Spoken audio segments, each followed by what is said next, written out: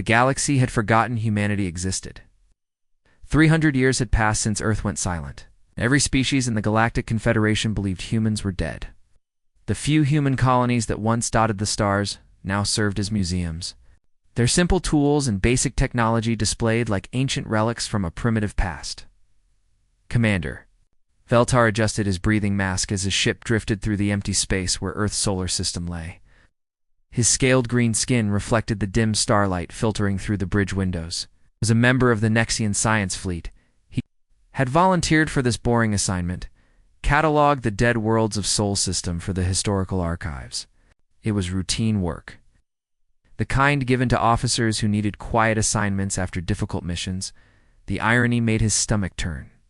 His own people, the Nexians, had claimed 3 former human worlds during the Great Expansion. Those planets now housed Nexian cities and farms. Sometimes Veltar wondered what the humans would think if they could see their old homes filled with alien families. Commander, his navigation officer called out, her 4 eyes blinking in sequence. I'm picking up something strange. Veltar turned toward the sensor station. Define strange, Officer Kexla. Energy readings from the 3rd planet. Very faint, but definitely artificial. Her antennae twitched with nervousness. Sir, the readings don't match any known technology in our databases. Veltar felt his blood chill. That's impossible. Earth was confirmed dead during the Great Silence. Our long-range scanners showed no life signs, no energy signatures, nothing. But as their ship moved closer to the small blue world, impossible became reality. Massive structures orbited the planet like a protective shell. They were unlike anything Veltar had ever seen. Sleek, flowing designs that seemed to bend light around them. The metal appeared to shift and change as he watched, as if it were alive. Sir, we're being scanned, reported the communications. Officer. Multiple sources. Very advanced. Much more sophisticated than our own systems. Veltar's hands trembled as he gripped his command chair. Can you determine the origin? The scans are coming from those orbital platforms, but also from ships, sir, ships that weren't there a moment ago. On the main view screen, vessels began to materialize out of empty space. They didn't jump from hyperspace or decloak. They simply faded into existence like ghosts becoming solid. The ships were beautiful and terrifying, their hulls seeming to fold space around themselves. They moved with impossible grace, as if the laws of physics were merely suggestions. Commander, the communications officer said, his voice barely above. A whisper. We're receiving a transmission. Put it through, Veltar ordered, though every instinct screamed at him to flee. The view screen flickered. A face appeared that made Veltar's blood freeze. It was human, unmistakably human, but different. The woman had dark hair and pale skin, but her eyes held depths that shouldn't exist in any mortal being. They seemed to contain vast knowledge, ancient wisdom, and something else that made Veltar's primitive brain scream in recognition of a superior predator. I am Admiral Kim Hay, one of the Terran Reclamation Fleet, she said. Her voice carried an otherworldly quality, as if it were coming from very far away and very close at the same time. We've been waiting for you. The words hit Veltar like a physical blow. Waiting for them. How could humans be waiting for anything? They were supposed to be extinct. Dead. Gone. Reduced to artifacts in museums and footnotes in history books. That's impossible, Veltar stammered. Humans have been extinct for 3 centuries. The Great Silence wiped out your entire species. Kim's expression didn't change, but something flickered in those impossible eyes. The reports of our death were greatly exaggerated, Commander. We simply chose to step away from a galaxy that had no place for us. But the long-range scans, the silence from Earth, the dead colonies, were exactly what we wanted you to see. She replied calmly. We've been very busy during our absence, Commander. We've learned many things. Ancient things. Things that predate your Confederation by millions of years. Human ships moved closer, and Veltar could see that they incorporated technology that looked older than any known civilization, yet somehow more advanced than anything in the galaxy. The vessels seemed to exist in multiple dimensions at once, their forms shifting and changing, as if they were made of crystallized space itself. What do you want? Veltar asked, his voice cracking with fear. Admiral Kim smiled, and the expression was both beautiful and terrible. We want what was always ours, Commander. We want to reclaim what was taken from us. We want to show the galaxy what happens when you declare a species extinct before making sure they're actually dead. The transmission ended, leaving Veltar staring at a blank screen. Round him, his crew sat in stunned silence, their instruments barely able to process what they were seeing. The human ships continued to materialize around them, dozens becoming hundreds, each one a masterpiece of impossible engineering. Veltar realized with growing horror that humanity hadn't just survived their 3 centuries of isolation. They had evolved into something far beyond what they had been. Something that remembered every slight, every burned colony, every human life the galaxy had deemed expendable. They had become something that could make the galaxy pay for its assumptions. The meeting room aboard Veltar's flagship felt smaller than it should have. Despite being designed for diplomatic encounters with various alien species, Dr. Park Manesio sat perfectly still across from the nervous Nexian commander, her hands folded on the metal table between them. She looked completely human, yet something in her presence made Veltar's instincts scream that he was facing a predator far more dangerous than anything his species had ever encountered. You're telling me that humans have been alive this entire time? Veltar asked, his scaled fingers drumming anxiously on the table. That the great silence was fake? Dr. Park smiled, and the expression was both gentle and terrifying. Not fake, Commander. Deliberate. Your histories are incomplete, which isn't surprising. The Confederation has always been better at conquest than understanding. She waved her hand, and the air above the table shimmered. A holographic display materialized, showing star maps that Veltar recognized. Ancient ruins dotted the galaxy like scattered jewels, each one marking a site where the mysterious progenitor civilization had once lived. These progenitor sites that your species have been studying for thousands of years, Dr. Park continued, her voice carrying that same otherworldly quality as Admiral Kim's. Your archaeologists have spent millennia trying to understand their technology, their culture, their sudden disappearance. But you missed something important. A hologram zoomed in on a particular system, showing a world that Veltar knew well. Kepler 4, for it to be housed the galaxy's most important progenitor archaeological site, where teams from dozens of species had worked for centuries to unlock its secrets. We found something your people missed, Dr. Park said softly. Deep beneath the oldest ruins, buried under layers of time and rock, we discovered quantum storage matrices. Veltar's breathing apparatus wheezed as he struggled to process her. Words? Storage matrices? For what? For consciousness itself, she replied. The progenitors didn't just leave behind their tools and buildings, Commander. They left behind their minds, their memories, their very souls. Digitized and stored in quantum matrices, waiting for someone capable of understanding what they had. Found, the hologram shifted, showing strange crystalline structures that pulsed with inner light. Each one was beautiful beyond description, yet somehow terrible to look at directly. The progenitors have been extinct for millions of years, Veltar protested weakly. Everyone knows that. Dr. Park leaned forward slightly, and her eyes seemed to hold depths that no human eyes should possess. Death and extinction are different things, Commander. The progenitors knew they were dying. So they had made mistakes, terrible mistakes that doomed their civilization. But they were wise enough to learn from those mistakes, and intelligent enough to preserve that wisdom for whoever came after. She gestured to the crystals in the hologram. They encoded their essence into these matrices. Not just their knowledge, or their technology, but their actual consciousness. Their thoughts, their emotions, their understanding of the universe, all waiting for a species capable of understanding both their incredible achievements and their catastrophic failures. Veltar felt his world tilting around him. But how could humans access something like that? Your species was barely capable of interstellar travel when you disappeared?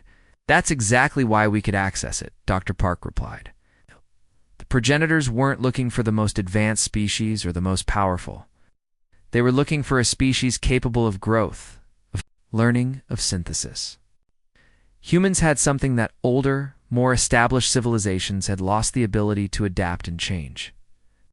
The hologram shifted again, showing Earth during the early days of the Great Silence. The planet looked different somehow, as if reality itself were bending around it. The process took 3 centuries, Dr. Park continued. As Earth withdrew from galactic society, humanity underwent a transformation that natural evolution could never have achieved. We didn't just study the progenitor matrices, we merged with them. Human consciousness slowly integrated with ancient progenitor knowledge. Veltar watched in fascination and horror as the hologram showed the transformation. Humans entering strange chambers filled with crystalline structures, their forms changing as alien knowledge flowed into their minds. It was beautiful and terrible, like watching a caterpillar become something unrecognizable. We retained our human creativity, our adaptability, our drive to explore and grow, Dr. Park explained. But we gained something else, the wisdom of a civilization that had ruled the galaxy for millions of years before destroying itself through the same mistakes your Confederation is making now. What mistakes? Veltar asked, though he suspected he already knew the answer. Pride, Dr. Park said simply. The belief that might makes right, that advanced civilizations have the right to dispose of primitive ones. The progenitors conquered the galaxy, just as your Confederation has done. They viewed younger species as expendable, just as you viewed humans. And eventually, those younger species united against them. The hologram showed massive battles, entire star systems burning as the progenitors' empire crumbled. It was a cautionary tale written in fire and death across the galaxy. But the progenitors learned from their downfall, Dr. Park continued. They realized that true strength comes not from domination, but from cooperation. Not from destroying the different, but from learning from it. Encoded this wisdom into their consciousness, hoping that someday someone would find it and do better.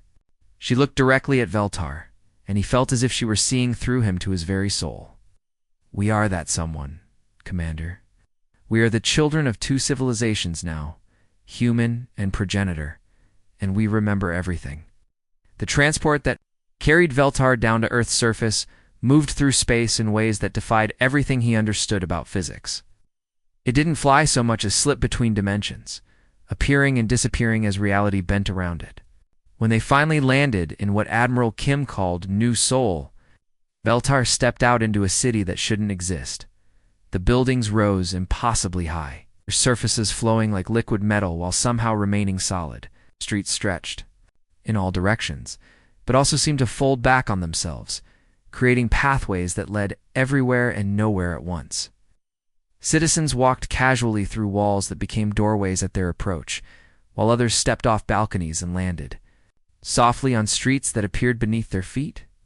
Your species built museums to display our primitive artifacts, Admiral Kim said as they walked down a street that seemed to extend infinitely in all directions. Her voice carried that same otherworldly resonance that made Veltar's translator work overtime. But you never understood what you were truly looking at. Veltar tried to focus on her words instead of the impossible architecture surrounding them. Children played in parks that existed in multiple dimensions simultaneously, their laughter echoing from places that his eyes couldn't quite locate. Adults tended gardens where flowers bloomed in colors that had no names, their petals shifting through spectrums that his brain couldn't process. Those simple tools you displayed, Admiral Kim continued. Those basic computers and crude starships, they weren't primitive because we couldn't do better. They were primitive because we chose simplicity over complexity, functionality over beauty. We were a young species, focused on exploration rather than domination. They passed a fountain where water flowed upward into spiraling patterns that formed words and languages Veltar didn't recognize. The water sang as it moved, creating melodies that seemed to touch something deep in his chest. But now Admiral Kim gestured to the city around them. Now we understand that technology and art are the same thing, that function and beauty cannot be separated. The progenitors taught us this among many other lessons. She led him to a massive building that seemed to exist in several dimensions at once. Its walls were transparent from the outside, but as they approached, Veltar could see that the interior was far larger than the exterior could contain. They passed through an entrance that formed itself around them, stepping into a vast chamber that stretched beyond the horizon. Thousands of humans sat in perfect circles throughout the space, their bodies motionless, but their faces glowing with inner light. Crystalline matrices floated above each group, pulsing with energy that made Veltar's scales tingle with recognition. He had seen similar crystals in progenitor ruins, but these were alive, active, singing with power. We didn't just learn from the progenitors, Admiral Kim explained as they walked between the meditation circles. We became them. Their memories flow through us now. We remember their golden age, when they ruled the galaxy with wisdom and compassion. We remember their mistakes, when fear and pride corrupted their judgment. And we remember their destruction.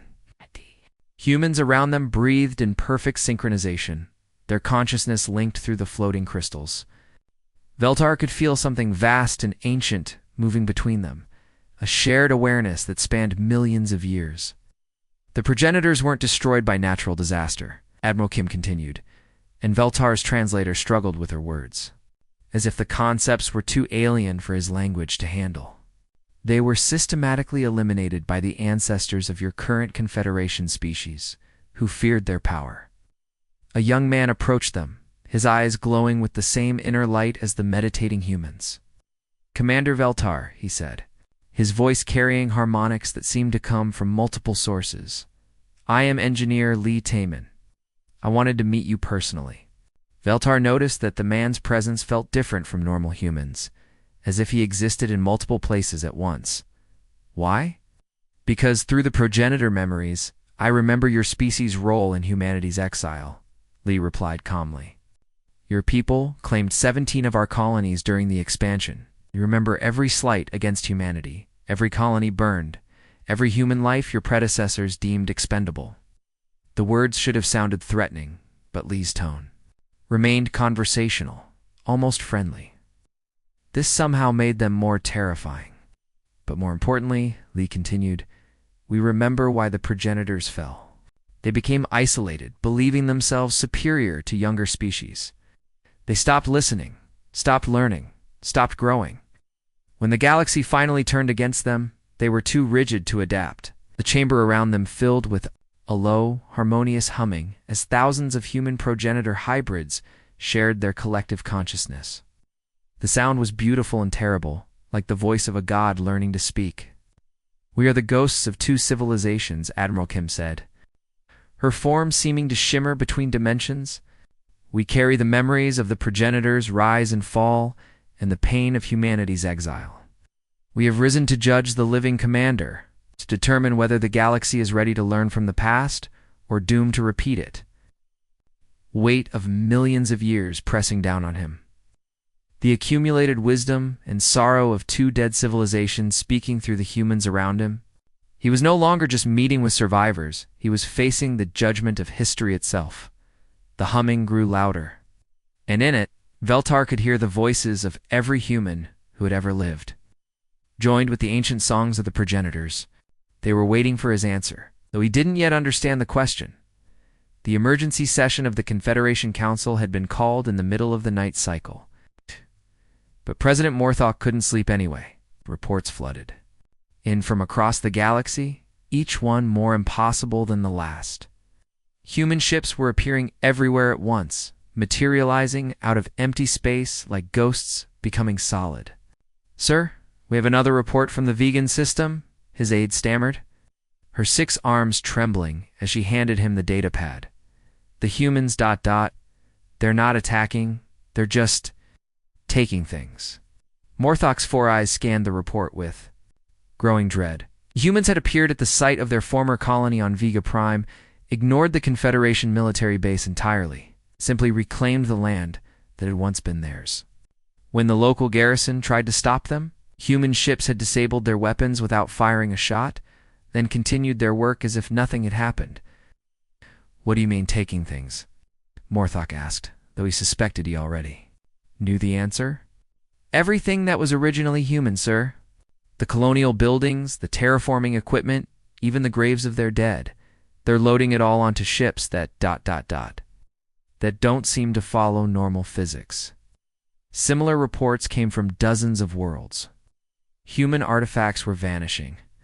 From museums, their display cases standing empty, as if the contents had simply decided to walk away. Archaeological sites where human remains had been studied for centuries were being cleared out by people who moved like living shadows.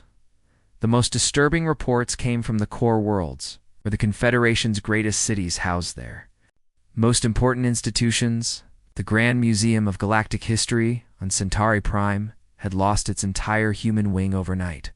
Security cameras showed nothing but empty corridors, yet somehow every artifact, every piece of art, every fragment of human civilization had disappeared.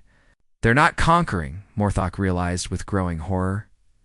They're collecting, taking back everything that was ever theirs.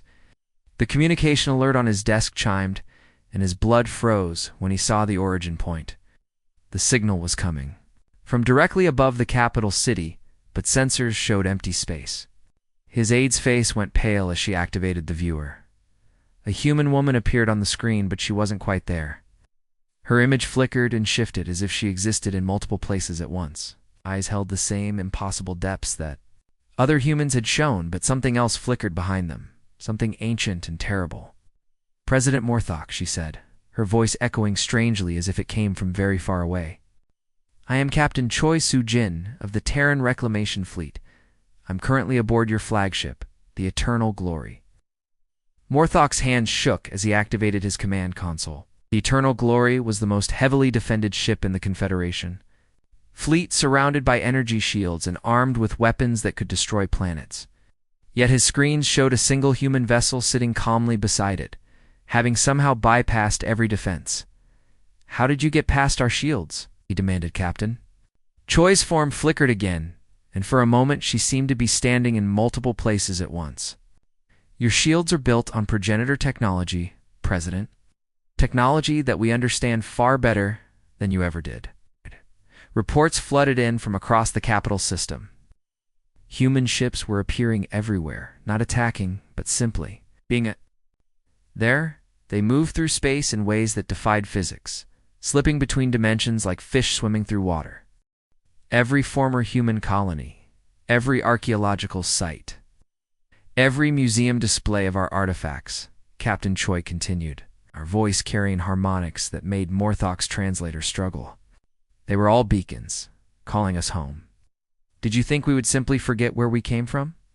The Confederation's mighty fleets built on technology reverse-engineered from progenitor ruins found themselves helpless against ships that seemed to exist outside normal space-time. Human vessels could appear anywhere instantly, manipulate matter at the quantum level, and do things that the Confederation's scientists insisted were impossible. Sir," his aide whispered, "we're receiving reports that human ships are doing something to the stars themselves." Morthok looked at the data and felt his world crumble. In the Rigel system, human ships had somehow altered the star's output, making it pulse in patterns that spelled out messages in ancient progenitor script. In the Vega system, they had created a new star from nothing, a brilliant beacon that sang with harmonics that touched something deep in every living being who heard it. "You spent 3 centuries dancing on our grave," Captain Choi said, her form now flickering between human and something far more ancient. "You built your entire civilization on the bones of 2 dead species, studied our ruins, displayed our artifacts, and told yourselves that you were the inheritors of our wisdom." Her image shifted again, and for a moment Morthok saw nada. Human woman, but something else. A being of pure light and knowledge that hurt to look at directly. "But you never understood what you were truly dealing with," she continued. "You thought death meant the end, that extinction was final. You built your museums and your monuments, never realizing that some things refuse to stay buried." The communication ended, leaving Morthok staring at a blank screen. Around him, his staff worked frantically at their consoles, trying to coordinate a response to an enemy that seemed to exist everywhere and nowhere at once. "Sir," his aide said quietly. "What are your orders?" Morthok looked out at the stars, where human ships drifted like patient ghosts, and realized that the galaxy had fundamentally changed. The dead had risen, and they had come to collect what was theirs. The galaxy held its breath as every screen, every communication device, Every display across thousands of worlds suddenly activated at once, from the smallest personal communicators to the massive public screens in planetary capitals. The same image appeared everywhere simultaneously: Admiral Kim Hae-won's face, her eyes holding the accumulated wisdom of two civilizations. President Morthok sat in his emergency bunker deep beneath the capital city, surrounded by his military advisors and terrified political leaders. The bunker's walls were lined with the most advanced shielding technology the Confederation possessed, yet somehow the human transmission reached them effortlessly. Admiral Kim began, her voice carrying harmonics that seemed to resonate in the very atoms of space itself. I speak to you not as a conqueror, but as a teacher. What you are witnessing is not an invasion, it is an awakening. On 1,000 worlds, billions of beings stopped what they were doing and listened. The Admiral's words were somehow translated perfectly into every language, every form of communication, as if the message itself transcended the barriers between species. The progenitor's final gift wasn't just technology. She continued, her form seeming to exist in multiple dimensions at once. It was understanding. They made the same mistakes you've made, viewing other species as inferior, spanning through dominance rather than cooperation. Their extinction was the inevitable result of such pride. Commander Veltar stood in the human embassy that had appeared overnight on the Confederation's capital world. The building existed in the same impossible way as everything else the humans had created, its walls flowing like liquid while remaining solid. He wore new robes that marked him as humanity's first alien ambassador, though he still struggled to understand how he had come to hold such a position. Around him, holographic displays showed the reactions across the galaxy. Fear was giving way to something else, a recognition that the humans offered something the Confederation had never experienced, a choice made without threat of violence. The cycle of dominance and destruction has ruled this galaxy for millions of years, Admiral Kim continued, her voice now carrying the echo of ancient progenitor wisdom. The strong consume the weak, the advanced destroy the primitive, and eventually the oppressed rise up to overthrow their oppressors. This pattern has repeated itself countless times. Dr. Yoon, SU, materialized beside the Admiral, her presence somehow both gentle and terrible. Her eyes glowed with the same inner light that all the transformed humans possessed. But her smile was purely human, warm and understanding. The ghosts we raised weren't just memories and technology, Dr. Yoon explained, her voice carrying the patience of someone who had lived through millions of years of history. They were the progenitor's final lesson about the futility of supremacy. We offer you the chance to learn from their mistakes rather than repeat them. Across the galaxy, something unprecedented began to happen. On world after world. Confederation. Military commanders received the same order from their political leaders: stand down. Surrender, not retreat, but simply stop fighting an enemy that wasn't trying to fight them. The Nexian fleet commander, who had been preparing to attack the human ships near his homeworld, found himself staring at vessels that could have destroyed his entire force with a thought, yet chose not to. The humans simply waited, their ships humming with power that bent space around them, patient as stones.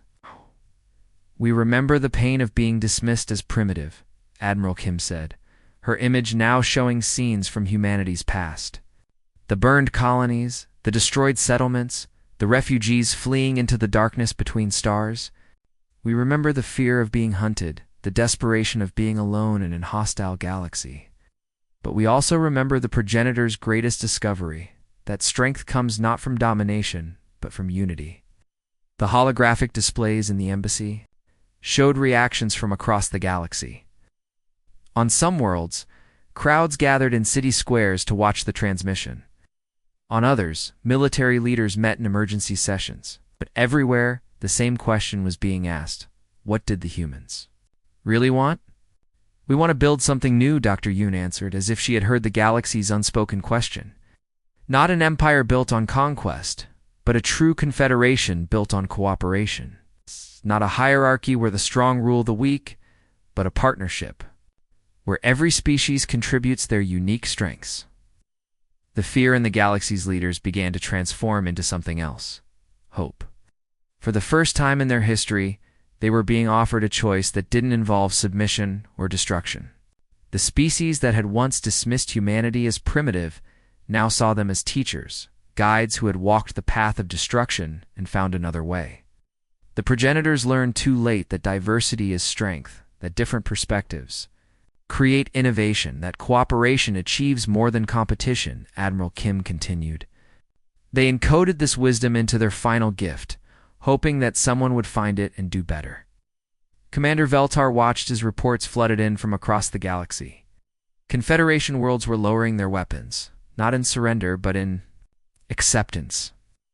The transformation was happening faster than anyone had thought possible, as if the galaxy had been waiting for this moment for millennia. We are the children of two civilizations now, Admiral Kim concluded, her form beginning to fade as the transmission ended. We carry the memories of the past and the hopes for the future. We offer you the chance to join us in building something that has never existed before, a galaxy where all species can flourish together. The transmission ended, leaving the galaxy in silence. But it was not the silence of fear or despair. It was the silence of a universe holding its breath before taking its first step toward something entirely new.